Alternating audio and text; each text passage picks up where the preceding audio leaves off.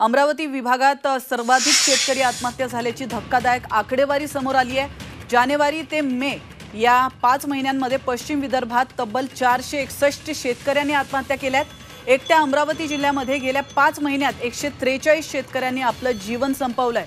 अमरावतीमध्ये 143, अकोल्यात 82, यवतमाळमध्ये 132, बुलढाण्यात 83 आणि वाशिम जिल्ह्यामध्ये 21 शेतकरी आत्महत्या झाल्याची माहिती अमरावती विभागीय आयुक्त कार्यालयाने दिली आहे। कांग्रेस का सरकार रहा और बीजेपी का, दोनों भी सर के हैं, दोनों ने भी कोई किसान की बात कभी रखी नहीं। यही वजह है सबसे बड़ी आत्महत्या की।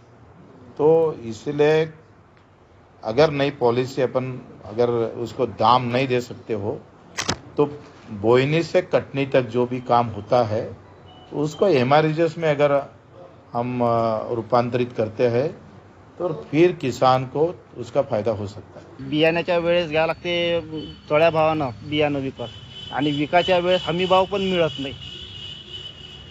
शेतकऱ्यांसाठी जर पाहिलं तर सोयाबीन आता विकलं त्यांनी 4000 रुपये क्विंटल आणि आता बॅग घ्या लागून राहिली 25 किलोची 2700, 2800, 3200, 3500 रुपये आहे।